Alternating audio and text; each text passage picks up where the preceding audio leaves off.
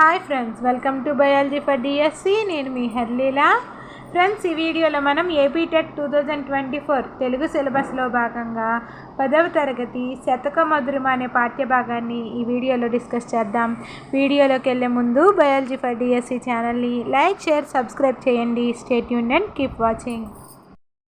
శతక మధురిమ అనే పాఠ్యభాగం యొక్క ప్రక్రియ పద్యం, ఇతివృత్తం, నైతిక విలువలు. శతక మధురిమ అనే పాఠ్యభాగం యొక్క ప్రక్రియ పద్యం, ఇతివృత్తం, నైతిక విలువలు. కవుల గురించి చూద్దాం. రచయిత పేరు ఏనుగు లక్ష్మణ కవి. ఏనుగు లక్ష్మణ కవి రచించిన శతకము సుభాషిత రత్నావళి. ఇది సంస్కృతం నుంచి తెలుగులోకి అనువదించబడిన శతకం. ఈ సుభాషిత రత్నావళి అనే శతకము సంస్కృతం నుంచి తెలుగులోకి అనువదించబడిన శతకము. భర్తృహరి మహాకవి సంస్కృత భాషలో సుభాషిత త్రిశతి అనే పేరున 3 శతకాలు రచించాడు. వాటినే ఏనుగు లక్ష్మణ కవి సుభాషిత రత్నావళి అనే పేరుతో తెనిగించాడు. క్రీస్తు శకం 1720 నుంచి 1780 మధ్య కాలం. ఏనుగు లక్ష్మణ కవి యొక్క కాలము క్రీస్తు శకం 1720 నుంచి 1780 మధ్య కాలము. ఈయన తూర్పుగోదావరి జిల్లా పెద్దాడ గ్రామంలో నివసించారు. ఈయన యొక్క ఇతర గ్రంథములు రామేశ్వర మహత్యము, విశ్వామిత్ర చరిత్ర, గంగా మహత్యము, రామా విలాసం అనేవి వీరి యొక్క ప్రసిద్ధ రచనలు. ఏనుగు లక్ష్మణ కవి యొక్క శతకము సుభాషిత రత్నావళి. ఇది సంస్కృతం నుంచి తెలుగులోకి అనువదించబడినది. భర్తృహరి మహాకవి సంస్కృతంలో రాసిన సుభాషిత త్రిశతి అనే పేరున 3 శతకాలు రచించాడు. వాటినే ఏనుగు లక్ష్మణ కవి తెలుగులో సుభాషిత రత్నావళి పేరుతో తెలుగులో రాశారన్నమాట. క్రీస్తు శకం 1720 నుంచి 1780 మధ్య కాలమైంది. ఈయన తూర్పుగోదావరి జిల్లా పెద్దాడ గ్రామంలో నివసించారు. రామేశ్వర మహత్యము, విశ్వామిత్ర చరిత్ర, గంగా మహత్యము, రామా విలాసం అనేవి వీరి యొక్క ప్రసిద్ధ రచనలు. తర్వాత కవయిత్రి తరిగొండ వెంగమాంబ రచించిన శతకము తరిగొండ నృసింహ శతకము. 18వ శతాబ్దానికి చెందిన కవయిత్రి. చిత్తూరు జిల్లా తరిగొండ గ్రామము. ఈమె బాల్యము నుంచి భగవద్భక్తురాలు. ఈమె తరిగొండ నృసింహ శతకము, శివనాటకము, నారసింహ విలాస కథ అనే యక్షగానాలు, రాజయోగామృతం అనే ద్విపద కావ్యం, శ్రీ వెంకటాచల మహత్యము, అష్టాంగ యోగసారము, వాసిష్ఠ రామాయణం అనే పద్య కావ్యాలు రచించి ప్రసిద్ధి పొందింది. తరిగొండ వెంగమాంబ తరిగొండ నృసింహ శతకాన్ని రాయడం జరిగింది. ఈమె 18వ శతాబ్దానికి చెందిన కవయిత్రి. చిత్తూరు జిల్లా తరిగొండ గ్రామము జన్మస్థలం. ఈమె బాల్యము నుంచి భగవద్భక్తురాలు. ఈమె తరిగొండ నృసింహ శతకము, శివనాటకము, నారసింహ విలాస కథ అనే యక్షగానాలు. తరిగొండ నృసింహ శతకము, అదేవిధంగా శివనాటకము, నారసింహ విలాస కథ అనే యక్షగానాలు, రాజయోగామృతం అనే ద్విపద కావ్యం, శ్రీ వెంకటాచల మహత్యము, అష్టాంగ యోగసారము, వాసిష్ఠ రామాయణం అనే పద్య కావ్యాలు రచించి ప్రసిద్ధి పొందింది. నెక్స్ట్ కవి వడ్డాది సుబ్బరాయ కవి లేదా వసురాయ కవి. ఈయన రచించిన శతకము భక్త చింతామణి శతకము. 20వ శతాబ్దానికి చెందిన కవి. వీరు వసురాయ కవిగా ప్రసిద్ధులు. రాజమహేంద్రవరంలోని ఫస్ట్ గ్రేడ్ కళాశాలలో ఆంధ్రోపన్యాసకులుగా పనిచేశారు. వీరు హిందూ జన సంస్కారిణి అనే పత్రికలో మొదట భక్త చింతామణి పేర 80 పద్యాలు రాశారు. తర్వాత దానిని భక్త చింతామణి శతకంగా పూర్తి చేశారు. వీరు వేణి సంహారము, నాటకానువాదము చాలా ప్రసిద్ధి పొందింది.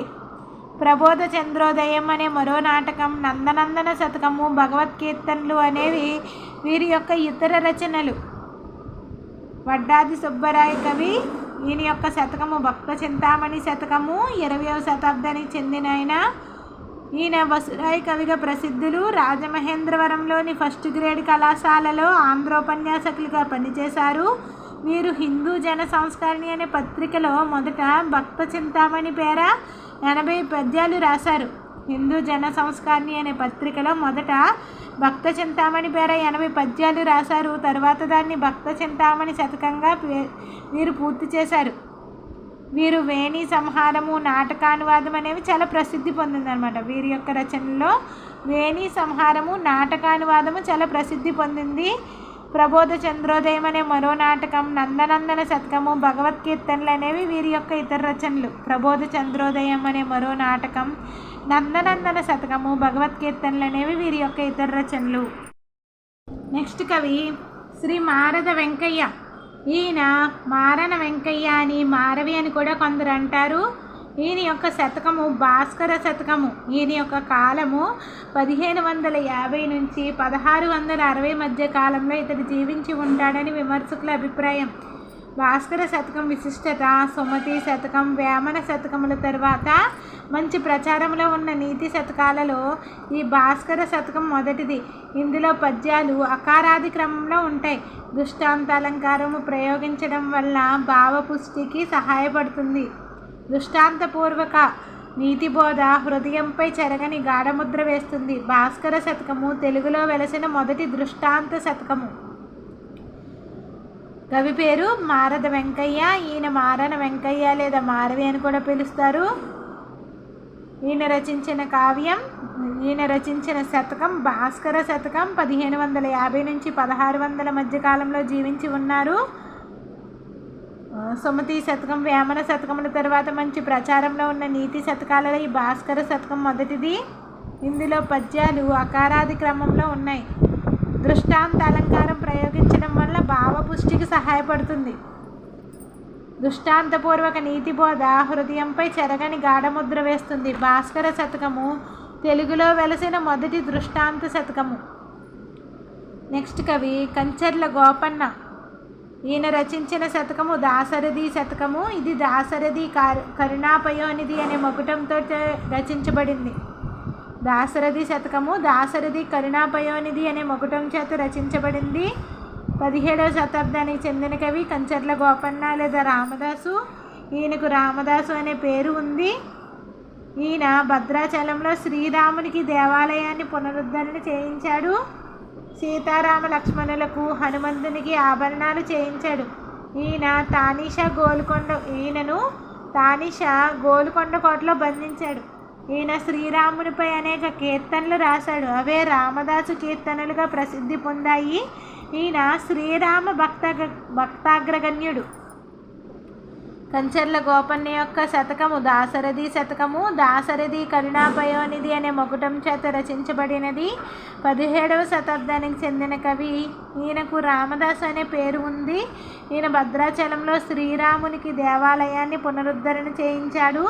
సీతారామ లక్ష్మణులకు, హనుమంతునికి ఆభరణాలు చేయించాడు. ఈయనను తానిషా గోల్కొండ కోటలో బంధించాడు. ఈయన శ్రీరామునిపై అనేక కీర్తనలు రాశాడు. అవే రామదాసు కీర్తనలుగా ప్రసిద్ధి పొందాయి. ఈయన శ్రీరామ భక్తాగ్రగణ్యుడు. నెక్స్ట్ దూర్జటి రచించిన శతకము శ్రీకాళహస్తీశ్వర శతకము. శ్రీకాళహస్తీశ్వర అనే మగుటం చేత రాయబడింది. క్రీస్తు శకం 16వ శతాబ్దం వాడు దూర్జటి మహాకవి. శ్రీకృష్ణదేవరాయల ఆస్థానంలోని అష్టదిగ్గజ కవులలో ఒకటిగా ఉండి అనేక సత్కారాలు పొందాడు. ఈయన కాళహస్తి మహత్యము అనే కావ్యాన్ని ప్రబంధ శైలిలో రాశాడు. ఈయన శుద్ధ శైవుడు, పరమ శివభక్తుడు, అపార మహిమ గల కవి.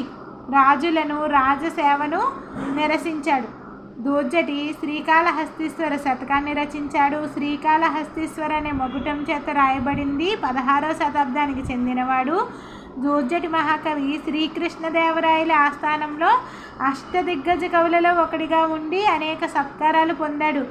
ఈయన శ్రీకాళహస్తి మహత్యం అనే కావ్యాన్ని ప్రబంధ శైలిలో రాశాడు. ఈయన శుద్ధ శైవుడు, పరమ శివభక్తుడు, అపార మహిమ గల కవి.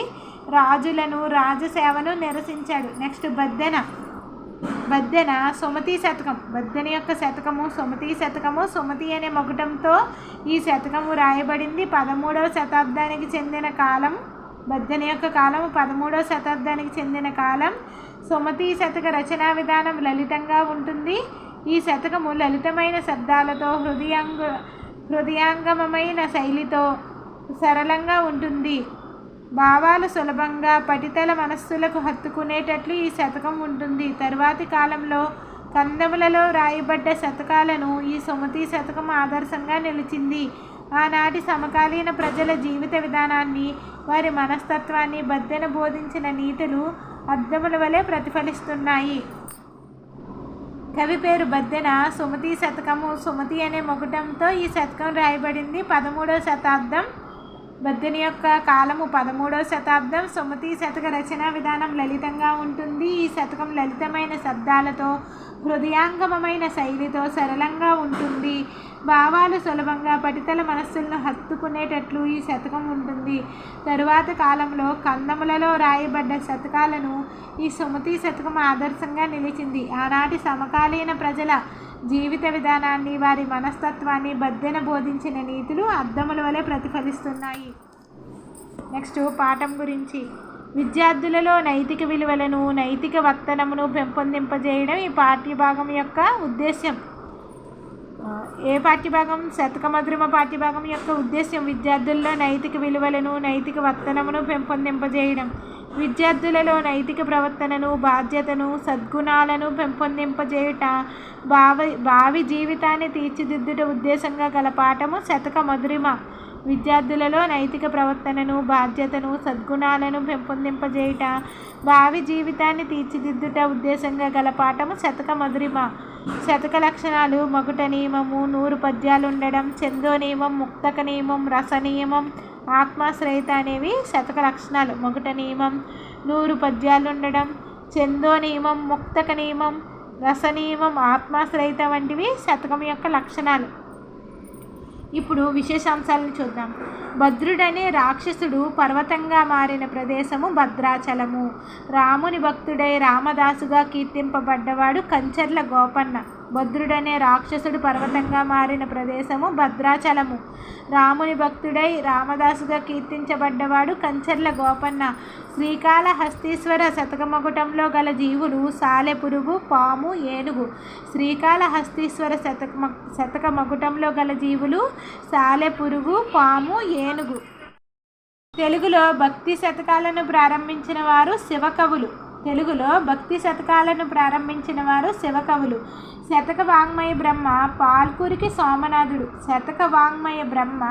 పాల్కురికి సోమనాథుడు. శైవ భక్తి శతకాలలో అగ్రగణ్యమైనది దూర్జటి శ్రీకాళహస్తీశ్వర శతకం. తెలుగులో లభిస్తున్న ప్రాచీన నీతి శతకం సుమతి శతకం.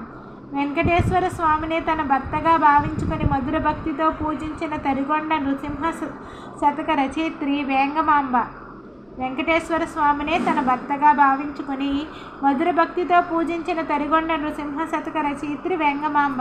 భద్రుహరి రచించిన శతకత్రయం నీతి, శృంగార, వైరాగ్య శతకాలు. తన దేశాన్ని, భాషని, మతాన్ని, సదాచారాలను ప్రేమించి వాటి ఘనతను వ్యాప్తి చేయాలని కోరుకున్నది వసురాయ కవి. తన దేశాన్ని, భాషని, మతాన్ని, సదాచారాలను ప్రేమించి వాటి ఘనతను వ్యాప్తి చేయాలని కోరుకున్నది వసురాయ కవి. తరిగొండ వెంగమాంబ దృష్టిలో సంపదనెప్పుడు పొందుతారు? ఉన్నంతలో దీనులకు అన్నం పెట్టినప్పుడు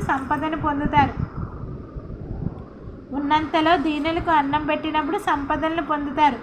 ఏనుగును తామర తూళ్లతో కట్టివేయడం, మొసలి పళ్ళ మధ్య నుంచి వజ్రాన్ని తీయడం కంటే దుష్కరమైన పని మూర్ఖుణ్ణి మార్చడం. ఏనుగుని తామర తూళ్లతో కట్టివేయడం, మొసలి పళ్ళ మధ్య నుంచి వజ్రాన్ని తీయడం కంటే దుష్కరమైన పని మూర్ఖుణ్ణి మార్చడం.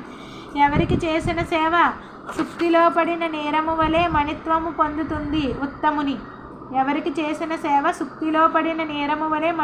పొందుతుంది ఉత్తముని. అమృతధారలు వంటి మాటలను ఈ లోకంలో ఎవరికి చెప్పుటకు సాహసింపరు మూర్ఖులకు. దీనదేహులను తిట్టక లాలన చేసి అన్నము పెట్టు వివేకి ఊరకున్న నేమి జరుగుతుంది, గుట్టుగా లక్ష్మిని పొందుతాడు. దీనదేహులను తిట్టక లాలన చేసి అన్నము పెట్టు వివేకి ఊరకున్న నేమి జరుగుతుంది, గుట్టుగా లక్ష్మిని పొందుతాడు.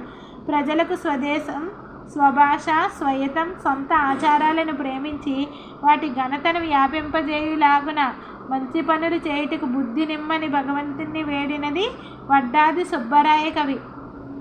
ప్రజలకు స్వదేశము, స్వభాష, స్వయతం, సొంత ఆచారాలను ప్రేమించి వాటి ఘనత వ్యాపింపజేయులాగున మంచి పనులు చేయుటకు బుద్ధి నిమ్మని భగవంతుణ్ణి వేడింది వడ్డాది సుబ్బరాయ కవి. పరులకు అపకారం చేసిన వారికి ఉపకారమే కానీ కీడు చేయనివాడు ఉరుగుణవంతుడు. పరులు అపకారం చేసిన వారికి ఉపకారమే కానీ కీడు చేయనివాడు ఉరుగుణవంతుడు. కవ్వము బట్టి తరచిన పెరుగు ఏమి ఇస్తుంది? వెన్న. స్థిరతర ధర్మవర్తనుడని ప్రసిద్ధి పొందిన వాని గూర్చి ముష్కరుడొక్కడు నీచ వాక్యములు పలికిన ఆ మహాత్ముని తక్కువ కాదని చెప్పుటకు మారద వెంకయ్య వాడిన దృష్టాంతం సముద్రములో కాకిరెట్ట వేసినట్లు. స్థిరతర ధర్మవర్తనుడని ప్రసిద్ధి పొందిన వాని గూర్చి ముష్కరుడొక్కడు నీచవాక్యములు పలికిన ఆ మహాత్మునికి తక్కువ కాదని చెప్పుటకు మారద వెంకయ్య వాడిన దృష్టాంతం సముద్రంలో కాకిరెట్ట వేసినట్లు. విమల మేచక రూపము గలవాడు శ్రీరాముడు. విమల మేచక రూప సుధారసమును రామదాసు ఎలా జుర్రుతానని చెప్పాడు? దాస్యమనే దోసిటితోటి. విమల మేచక రూప సుధారసమును రామదాసు ఎలా జుర్రుతానని చెప్పాడు? దాస్యమనే దోసిటితోటి. చిక్కని పాలపై మిసిమి చెందిన మేగడ పంచదారతో మెక్కుటను భక్తికి ఉపమానంగా చెప్పినవాడు రామదాసు. చిక్కన పాలపై మిసిమి చెందిన మేగడ పంచదారతో మెక్కుటను భక్తికి ఉపమానంగా చెప్పినవాడు రామదాసు. జాతకాలు చెప్పడం, సేవలు చేయడం, అబద్ధాలాడడం, అన్యాయం చేయడం, గొడవలు పడడం, హింసించడం వంటివి మనిషి ఎందుకు చేస్తాడు? పరద్రవ్యాన్ని ఆశించి. జాతకాలు చెప్పడం, సేవలు చేయడం, అబద్ధాలు ఆడడం, అన్యాయం చేయడం, గొడవలు పడడం, హింసించడం వంటివి మనిషి ఎందుకు చేస్తాడు? పరద్రవ్యాన్ని ఆశించి. నానా తప్పులు చేసి సంపాదించిన సొమ్ము ఎంతో కాలం ఉండదని చెప్పిన శతకం శ్రీకాళహస్తీశ్వర శతకం. నానా తప్పులు చేసి సంపాదించిన సొమ్ము ఎంతో కాలం ఉండదు అని చెప్పిన శతకం శ్రీకాళహస్తీశ్వర శతకం.